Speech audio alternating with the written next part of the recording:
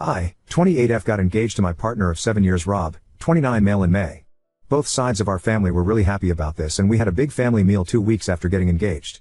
His brother lives 250 miles away and couldn't get here for that meal, so we decided to have a meal just for his family in late June when his brother would be back for the weekend. This weekend was arranged long before we got engaged, so he wasn't back just for the meal.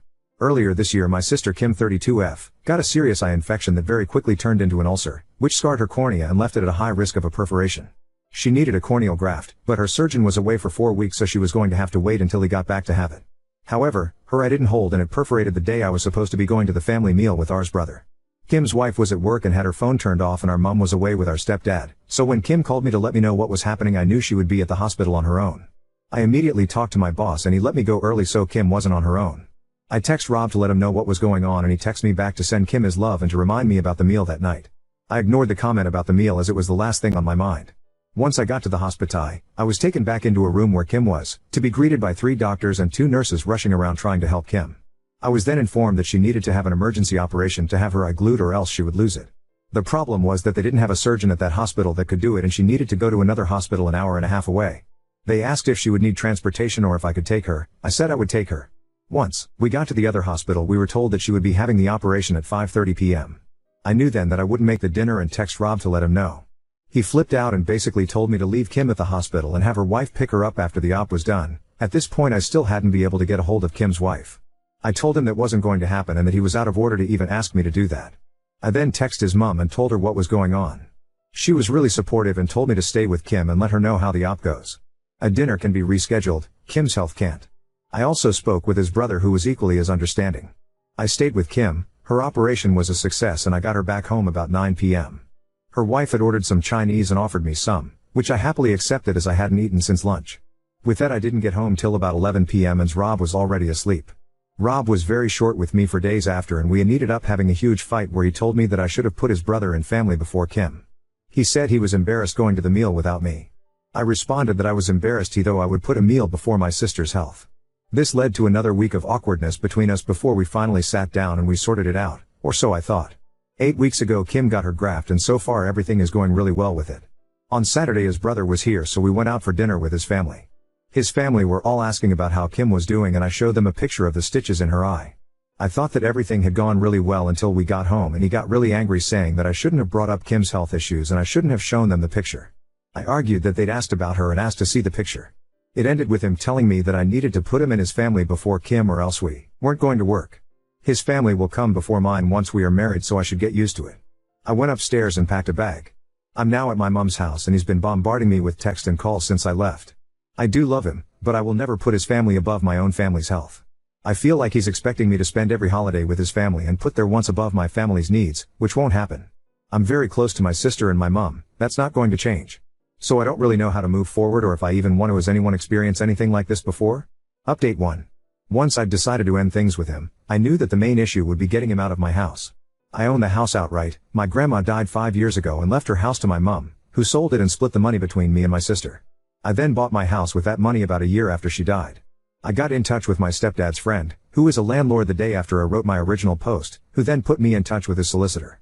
He didn't have time to see me in person that day, but we did have a phone call where he gave me my options. In the UK we have something called a Section 8 notice.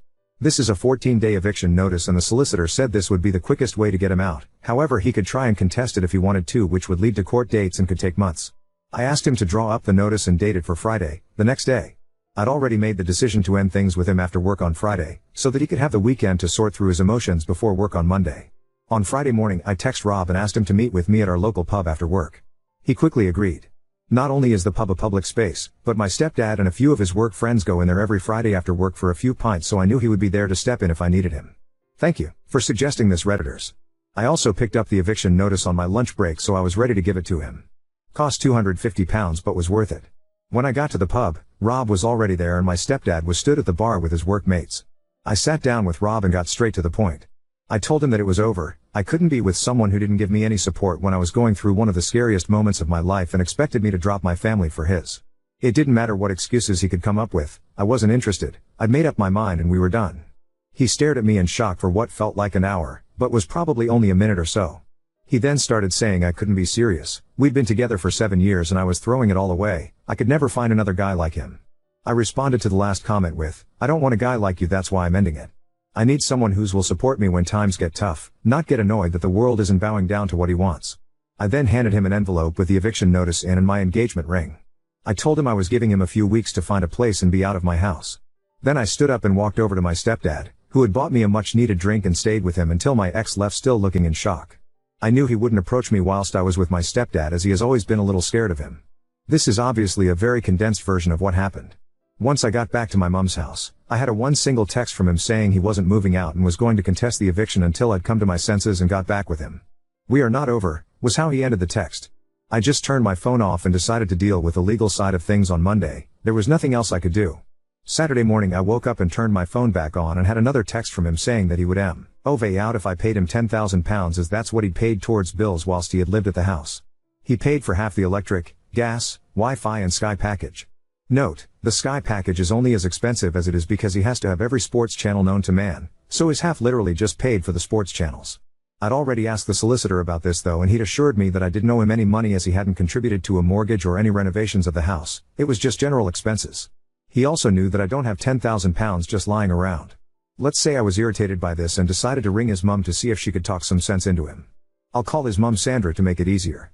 She was appalled by what I told her and said she would speak to him. She called me back about an hour later and asked me to meet her at the house. Rob was on an away day to watch his football team play and wouldn't be back till about 10 p.m, so I knew he wasn't there. I met her at the house with Kim, and Sandra said that Rob's brother was on his way back home and they would have Rob out by the following afternoon. She hadn't even spoken to Rob, just his brother, but she promised he would be out. Sandra then asked me to walk her through the house, showing her exactly what was his and what wasn't, so he didn't take anything that didn't belong to him. The next morning I got a text from Rob calling me all the names under the sun for getting his mom and brother involved. I blocked him, and a couple of hours later Sandra texted me to let me know he was out and staying with her. I thanked her and she told me that she would like to stay in contact, and I happily agreed to this. I went back to my house after work on Monday, changed the alarm code, and my stepdad changed all the locks for me. My stepdad is also arranging for a friend of his to install cameras around the outside of the house. This will be done over the weekend. Sandra rang me on Tuesday asking, if we could meet up, as she had some things she wanted me to know. So we met for lunch that day. It was at this time that she told me her ex was a controlling a-hole who was incredibly selfish, and the selfishness was what she had seen in Rob for so long.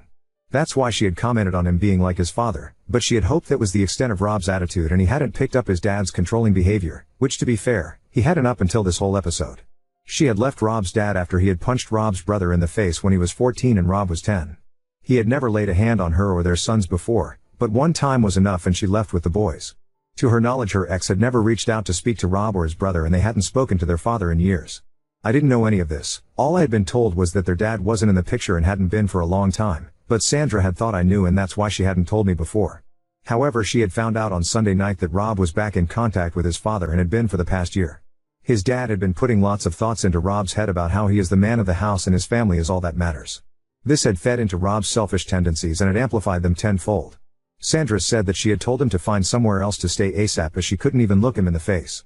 Then Rob and his brother had a huge argument that ended with his brother telling him that as long as Rob is in touch with their dad, then he will have zero contact with him. Even going so far as to tell him to spend Christmas with their dad because Sandra is going to his house and Rob isn't welcome. When Sandra took Rob's brother's side in all this, Rob flew into a rage and said he would move in with his dad. He then left the house, but came back a couple of hours later looking like he'd been crying. Turns out that his dad doesn't want him living with him and basically said he could be on the streets for all he cares. He's not putting a roof over a grown man's head. Sandra thinks that Rob is now starting to realize everything he has lost due to him listening to his dad and has seen his dad's true colors. Sandra is incredibly disappointed in him, but he's her son, so she is trying to be there for him as best as she can. However, she still wants him out as she doesn't trust him anymore. His brother still won't have anything to do with him. She has also told him to stay the hell away from me, as I don't need to be brought into this, and he has promised her that he will. Only time will tell if that's true, but I do have him blocked on everything, and if he turns up to the house I will just call the police to get rid of him. The more Sandra told me about what had been going okay behind my back, the more resolute I have become about wanting nothing to do with him. I never want to see him again, if I can help it. So all in all, Rob's life is a shit show, but as long as he stays away from me then I don't care. I've been spending a lot of time with my sister and her wife as well, and my mom and stepdad, which has been great. I've never really been close to my stepdad, but this has brought us a lot closer together, which has been one huge positive out of all this. I'm not exactly happy right now, but I'll get there. There's still a lot of feelings that I need to unpack, and it will take time to move on from this whole situation. I don't think I will be dating for a while. I need to really get over all this and don't want to dump this on anyone else right now. For all those asking how Kim is doing, she's doing great. Had a hospital appointment on Monday and her consultant said her eye is healing, in his words, marvelously, so that's a relief. Thank you to everyone that reached out to me. I hope there won't be any need to update this again, so this should be my final update. So I 28F posted on relationship advice before about my now ex 29M, the post and update is in my profile, but basically my ex-fiancé wanted me to put his family before mine even at the cost of my sister's health. I ended up breaking up with him over it and he was forced to move in with his mom, who then found out that he had been in touch with his abusive dad who was twisting his view on how a relationship should work. Last I heard was that his mom was kicking him out as she would not have anyone in her house that was in contact with her ex and that he had tried to go live with his dad, but his dad had refused. I was completely NC with him, so his mom was the one that had told me this. I'll call my ex Rob and ex's mom Sandra to make things easier. I hadn't heard from Rob in weeks, but yesterday he showed up at my house. I had the chain on my door so open it with that still attached, no way would I let him in. He basically told me that he had nowhere to live. His mom isn't speaking to him and his dad won't put a roof over a grown man's head, his words not mine. He asked if I would take him back or at least let him live with me. No way in hell would I get back with him and getting him out the first time only went easy because his mom stepped in to help. He had threatened to take me to court knowing that if he did it could take months to get him out and then said he would only move if I gave him £10,000. I contacted his mom, who was furious about that and she turned up with his brother and forced him out. I told him that there was zero possibility of him ever living with me again and that we were 100% over. He started shouting at me and calling me all sorts of names, so I threatened to call the police if he didn't leave and shut the door. I have cameras all over my house so I caught everything he did and said on camera and have saved it to a USB just in case. He then went crying to all our mutual friends and it managed to get back to his mom. She called me and asked what happened. I told her and she then informed me that she had put her house up for sale and was moving 300 miles away to be nearer her other son. Her and Rob had a huge argument about this and she finally kicked him out. Since then he's been couch surfing, but with Christmas coming up, his friends aren't really happy with having him on their couches when they have kids and are meant to be enjoying the festive season. He's been kicked out of 3 friends' houses in 10 days. She told me I was right to refuse him, but I've since had other friends say that they feel sorry for them, and that I can just let him stay in my spare room until he's back on his feet. I then asked them to put him up, but they said they would but don't have room and if they had a spare room like me then they would let him stay. My family and his are on my side, but I'm starting to doubt myself with what a couple of my friends have said. Edit, just a quick edit as I'm going to bed. I've just spoken with the wife of one of Rob's friends and she's asked to meet me on my lunch break tomorrow. Apparently, Rob stayed with them for 2 nights before she kicked him out and there's more going on than what I know of. She's going to tell me the full story tomorrow, but told me that I shouldn't let him anywhere near me and that he's staying in a B&B so he does at least have a roof over his head right now. Update 2. So I posted yesterday about my ex turning up at my house wanting for me to let him move back in with me. I said no, but a couple of friends thought I should let him and that messed with my head. Rob is my ex. A few people told me to change my lock etc. I did that and changed my alarm code as well as my stepdad got his friend to put up 4 cameras around my house. I'm also going to start shutting the gate so that no one can walk up to the house without ringing the bell there first. I put in an edit that I was going to be meeting with one of Rob's friends' wives for lunch today and I have to say that it was informative for sure. I'll call her Nat, 30F and her husband, Zach, 29 meters. So I went to meet her on my lunch break at a cafe near my work. It's a place that a lot of my coworkers go to and I know the staff there as well. A few Redditors thought that she might bring Rob with her so I wanted it to be somewhere I feel comfortable and have backup if needed. Turns out that I didn't need to bother about that. When I got to the cafe Nat was there on her own. I grabbed some lunch and a drink and sat with her. We went throughout the usual small talk before she started telling me what had been going on.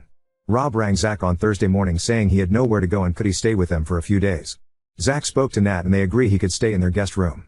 Rob went to their house after work and they had a long talk where Rob told them he has a flat lined up, but can't move until January. Zach and Nat agreed to let him live with them until January as long as he followed some basic rules and paid for his own food. The rules were things like, no bringing women back there and if he went out drinking he had to be quiet when he got back so he didn't wake their daughter who's 6. He agreed to all this and paid for a Chinese for them all that night. The next day after work Rob went to meet his dad in the pub for a few pints. When Zach and Nat went to bed Rob still wasn't home. They were woken up at about 2 in the morning by Rob arguing with a woman. Apparently, Rob had met this woman in a bar, took her back to Zach and Nat's house, got his pleasure and then told her to get dressed and fuck off once he was done. She had gotten angry, which started an argument where Rob was saying some horrific shit to her.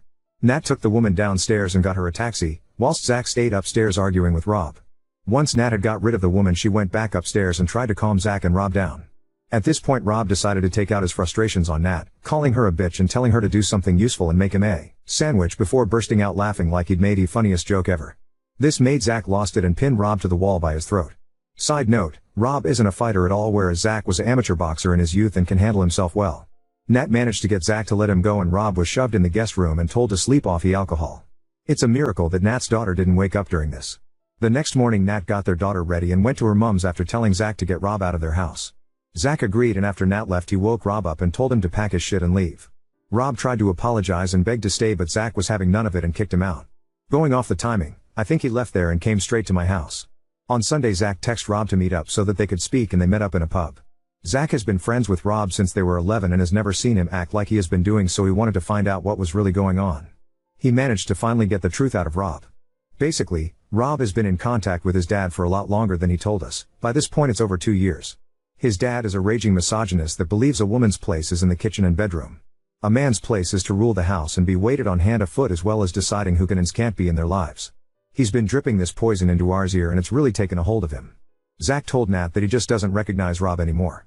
Rob wants to start living his life the way his father has told him he should. When Zach pointed out that Rob's dad is 62, living in a shitty one-bedroom flat, not had a real relationship since ours mom left him, has no friends, his family doesn't speak to him, and that he's the type of guy that when he walks into a pub people finish their pints so they can leave and get away from him, Rob was furious. He told Zach that his dad is just misunderstood. Zach responded that people understood his dad and that's why they stayed away from him. He's toxic. This pretty much ended their conversation and Rob left. Zach did find out that Rob does have a flat lined up for January, so that was true, and that he's found a B&B he can stay until the flat is ready at a minimal cost. Zach and Nat have also decided to go NC with Rob as they don't need that toxicity around them, but especially not around their daughter. A few Redditors had said it sounded like Rob was on drugs, so I asked Nat what she thought and she doesn't think so but can't be sure. She and Zach think that Rob is just so far under his dad's thumb now that he's completely changed as a person. He believes that everything his dad says is gospel. She did let me know that Rob has a burner egg account that he is using to check on my egg, and I immediately made my account private. He had said something about seeing me waste money on a stupid amount of Christmas presents when I couldn't even help him out to Zach on Sunday. I'd been to a Christmas market on Saturday afternoon and had posted pics on egg. All of this just made my resolve stronger that he will not be getting anywhere near my house again. It also made me realize that I don't have any feeling for him anymore other than frustration at how he's acting and some sadness at how far he's fallen from the man I once knew. I thought that hearing he had another woman in his bed would annoy me, but there was just nothing. I couldn't have cared less. I thanked Nat for the info and we agreed to keep in touch. We won't be as close as we were when I was with Rob, but it feels good to have someone who knows the entire situation and has seen Rob's behavior with his own eyes. There were also some Redditors that told me to ditch the friends that had told me to let him stay with me. Unfortunately, I can't ditch them completely as they're part of the friend group and that would just cause unnecessary drama, but I will be keeping my distance from them and only talking to them when part of the group. I'm currently at my sister's and we're going to watch a Christmas film to get us in the mood to decorate all our houses this weekend, so I will be on and off for the next few hours if anyone has any questions. Thanks for the votes and giving me some perspective. Reddit isn't all bad. Still have people reaching out to see if I'm okay. A few hated me just using initials, so is Rob.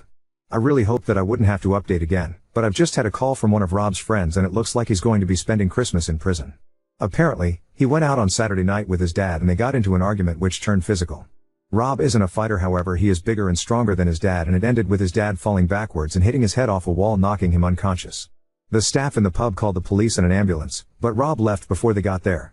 Rob's dad had to go to hospital, where he still is. I'm unsure of his exact injuries, but they're not life-threatening. He must also be awake as he is pressing charges against Rob, however they won't keep him in unless absolutely essential at this time of year. Rob was arrested on Sunday morning at the B&B he's been staying at and had to appear in magistrate's court on Monday. Due to him not having a fixed address right now and the fact that his dad is still in hospital, he has been remanded on a Section 18 with intent. Unless he can find permanent address to go to, then he won't be getting out until his trial at Crown Court. I know his mom is already at his brother's over 250 miles away, so I don't think she will be able to help right now. Finding this out has actually given me a sense of peace right now. I've been trying to ignore it, but the chance of him turning up and spoiling Christmas has been at the back of my mind ever since he turned up at my house. I'm hoping he stays in over Christmas that I can just relax. Section 18 is an assault charge. A Section 18 with intent is the next level up and is classed as intending to and causing grievous bodily harm to someone. I've been told that if found guilty, then it's usually a multiple-year prison sentence. I went round to N&Z, hereby known as Nat and Zach, to drop off a present for their daughter, a bottle of Bell's for Zach and a bottle of Prosecco for Nat for Christmas, and had a cup of tea with them whilst they filled me in on what's going on. Rob will be in over Christmas, but will likely get out early January. His lawyer is trying to get the charges reduced from Section 18 with intent to a Section 20. I only found out today that a Section 18 with intent is one step down from attempted murder and you're looking at double digits in prison if you get found guilty. Section 20 is a lot less severe and is usually a 2-year suspended sentence for first-time offenders, which he is. His lawyer has said that if he pleads guilty to the Section 20 then CPS will lower the charges to get this one over and done with ASAP as the courts are ridiculously backed up in the UK right now and prisons are full. Zach went to the B&B he was staying at and got Rob's stuff which is now sat in his garage as one last favor to Rob, Zach's words. He can't get in touch with me without my consent whilst he is locked away. The prison literally has to ring me and ask if it is okay that I get put on his approved call list and only then is he allowed to ring me, which won't be happening. I've also spoken to his mum, who has basically washed her hand of him for the time being. She thinks that he needs to learn his lesson and maybe spending Christmas in a cell will teach him how much he's lost the plot. She has spoken to him and said that he's now saying the right things, but only time will tell if he means them. He is talking about moving to be near his brother to get away from their dad so maybe he has seen the light. His her has refused to go onto his call list, so Rob can't contact him, so I don't know how that will work. As for his dad, he is still in hospital with a broken hip and has had to have surgery to fix it. The broken bone and head injury is why the charges are so high right now. I feel like a weight has been lifted off my shoulders, knowing he can't ruin my Christmas. I'm just about to pack everything into the car and go and stay at my mum's until January 2nd, but thought I'd finish the year off letting everyone who's helped me and supported me through this know what's going on. Update 3. Rob spent Christmas on remand in prison. He didn't get out until the second week of January and that was only because his mum agreed to let him stay with her again. He had his plea hearing the first week of February, where he pleaded guilty to a Section 20 assault. He then had to wait until last week to get his sentencing court date. I didn't know how much actually goes into sentencing. They had to get a victim impact statement, a pre-sentencing report from probation, statements from his mom and brother. His barrister even reached out to me to give a statement saying that we had broken up and I'd asked him to leave the house. He used our breakup as an extenuating circumstance, saying that because of the breakup of our relationship and him losing his home, that had seriously impacted his mental health. The statements from his mom and brother also confirmed that he had lived in an abusive home when he was young, so he claimed he had PTSD because of that. These were all read out at his sentencing. He was going to get 3 years, but the judge knocked time off for pleading guilty and for mitigating circumstances. That left him with a 16-month sentence that was suspended for 18 months. As part of the conditions for his release, he isn't allowed anywhere near his dad, he has to go to counseling for his supposed PTSD and he isn't allowed to drink alcohol. He even has an ankle monitor on that, tests his sweat every half an hour for alcohol and will alert probation if he gets a positive result. Luckily for him his boss has let him go and work at their main location in the city that's half an hour away from here and probation were happy for him to live there as well. He moved into a flat there this week, so I don't have to worry about running into him. I haven't spoken to him at all and I don't want to. He has tried reaching out through a couple of friends, but they've respected my decision and told him to move on with his life. However, I did speak to his mum yesterday and she said that she thinks he's depressed, but so far he's doing okay. She's the one I got all of this information from. It's a strange mix of emotion for me towards him as I still care on some level, just not enough to keep him in my life. I know I need to keep him away from me as I can never see him like I did at this time last year. It's crazy to think that it's only been a year since we got engaged. So much has happened. Other than those mixed emotions, I'm doing well. I've been hanging out with my sister and her wife a lot more as well as catching up with friends. I'm still working at the same place and I don't see that changing anytime soon. For the people asking about my sister, she's doing good. She had a setback last month but she seems to be over that now and has just been approved to have some form of newish stem cell treatment at the UK's biggest eye hospital. Which is fab news. She tried to explain it to me but it involves them taking her blood and putting it into her eye which grossed me out so Elle told her to stop. However, because she's my sister she then sent me pictures of what they do and mum had to step in and tell her to stop. No matter how old we get, I don't think we will ever stop trying to annoy each other. So all in all, I think we're all moving on with life. Unless there's something big happen then this should be my last post. Update 4. Hi all, I really hoped I wouldn't have to come back, but I've had several DMs on this account saying that a TikTok video is claiming that I'm back with my ex. I don't have TikTok so I haven't seen it, but that's 100% not true. I haven't seen or spoken to him since my last update. As far as I'm aware he's still living in the city half an hour away and is doing okay. I'm not really interested to be honest. Rob's mom has accepted an offer on her house and has moved in with his brother until she can finalize the purchase of her house and find a flat she likes. Everyone else is doing well, my sister the same and her eye is still healing. She's got some new glasses and says her vision is now nearly back to normal so that's good. My sister and 7 other family and friends went out to Germany for England's first game which was a lot of fun. Other than that, I've just been working and finding my new normal. Please don't listen to anything said about this on TikTok.